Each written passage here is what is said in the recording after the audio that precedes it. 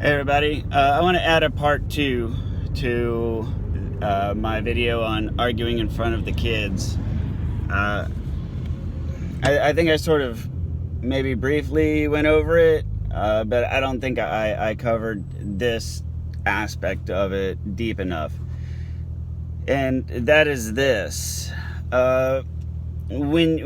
If you're in this situation and you're arguing in front of the kids and it has to be what it has to be, I had made the suggestion of coming from the position of it's not about you being right or me being wrong.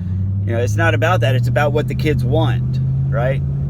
Well, there's a sort of an implicit danger to this, and that is the fact that when you make it about the kids, they can't argue back against you, but they're gonna have to lay blame somewhere that is not on them. And so you end up with this dynamic where you have a narcissist or borderline person who's now going to be mad at the kids, and they may very well say things like thanks for throwing me under the bus, or this is all your fault.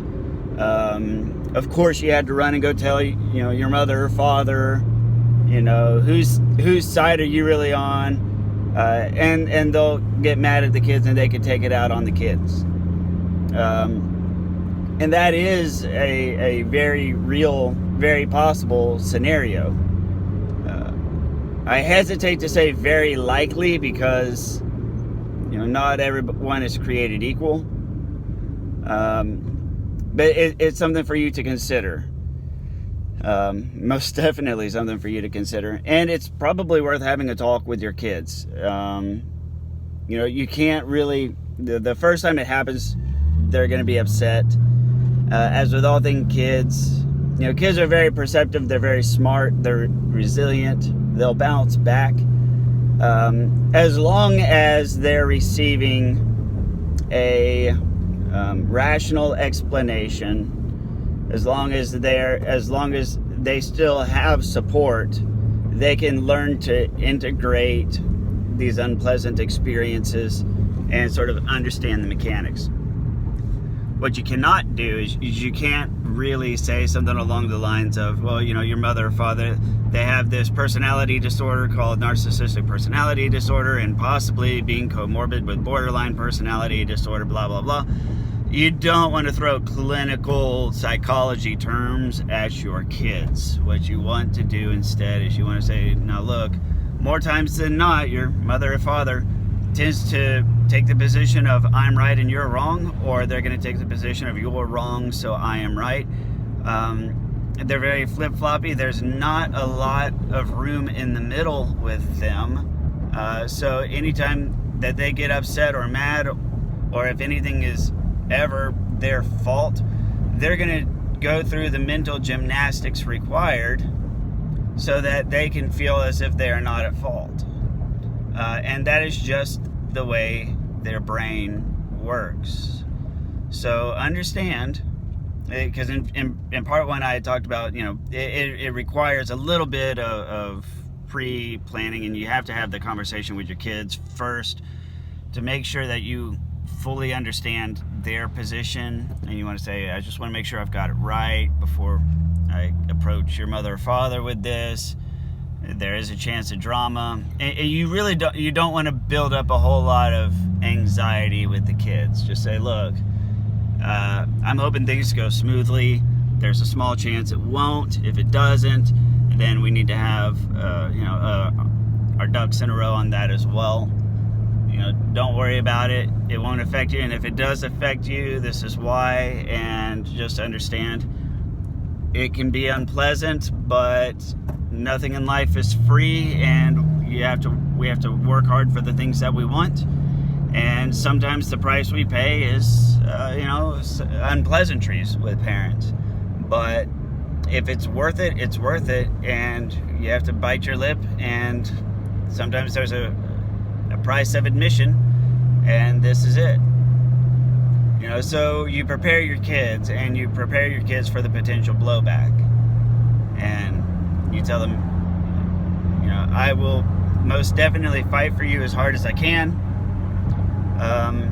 There's a chance of disappointment. There's a chance of being pleased and thrilled, right? So we'll see how this goes. Just know that I love you very, very much. And I'm not afraid of your father. I'm not afraid of your mother. And I'm not afraid of doing what's right and what's best for you. If this is what you want, this is what we're going to do. You know, it may very well make your mother or father mad. So you have to kind of sort of prepare your kids, but also prepare yourself, right? Because you're going to have to carry a rather large emotional burden if that happens.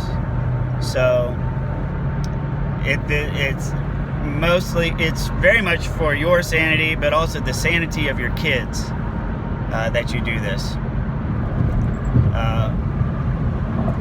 And you know, it may very well be because there's such a wide variety of these cluster B disorders. You know, there's a number of different angles that you can take to try and prevent this from occurring. So when you're arguing, for example, you say, look, it's not about you. Stop making it about you. It's not even about me. It's about Billy and Sally and what Billy and Sally want at age 13, at age 15. Understand, it may not make much sense at the adult level, but they are developing. This is what they want. You and I need to make sure that they get a positive path forward. And I know you can understand what it's like as a child trying to persevere and find their way against the parents. Because a large majority of narcissistic and borderline adults come from disordered homes. They called them, what's the word? I was like, dysfunctional households, right? That was the term to be used in the 80s and 90s, and I think even really today they still use the term dysfunctional household.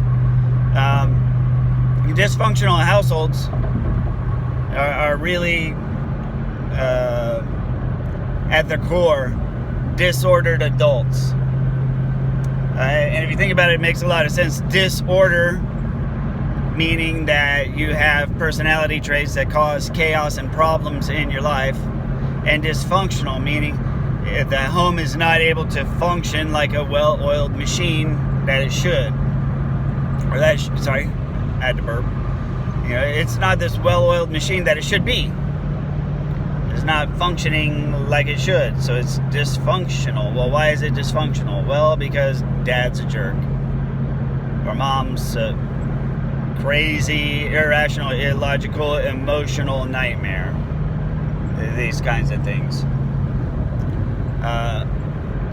So yeah, you have to be conscious of the fact that if you do not manage the confrontation, if you do not manage the narcissist or borderline parent sufficiently, then your kids are going to receive blowback from that parent. And unfortunately, there's not a hard and fast rule to prevent that, except to say, I think the best chance you have is to present it as an opportunity for them to appear like they're being a good parent, or avoiding the appearance of being a bad parent. You know, you can say something along the lines of, look, you know, this is about the kids. You know that good parents send their kids to summer activities, like summer camps, learning activities. Good parents do these things. Let's do these things so that they can grow up feeling like they have two good parents, not just one. You know, us fighting and arguing like this creates the illusion of one good parent, one bad parent. We don't need to be doing this. but it's about what the kids want. And a stupid phone call from a robocall just came in and ruined my shit. I'm not re-recording at this point. So, yeah, that is most definitely the important angle to consider. So the part one of this video, I talked about how to engage them and prevent them from locking into the I'm right and you're wrong dichotomy. But yeah, you really have to understand what the impact on the kids is going to be if you do not do it correctly. It has to be from the standpoint of this is what the kids want. And as I said before,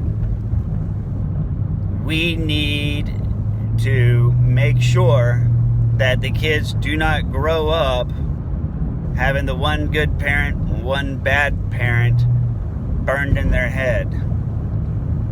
So, this is what they want. I don't see any reason why it can't be done.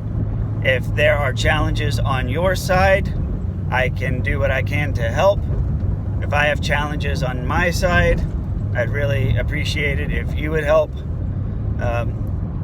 There's no reason for the kids to grow up feeling like they have one good parent, one bad parent. They need to grow up feeling like they have two good parents. And chances are, your ex, your co-parent, grew up feeling like they had one good parent, one bad parent. Chances are they grew up resenting that family structure and that dysfunction.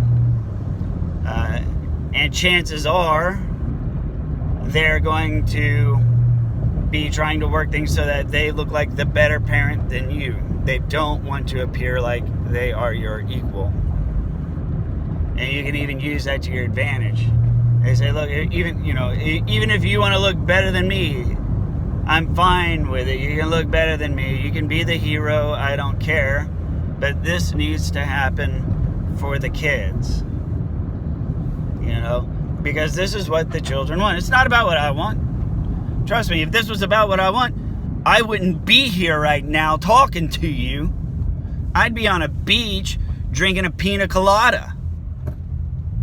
That's what I want. I don't want to be here talking to you. It's not about me. It's about them. So here I am. So you have to.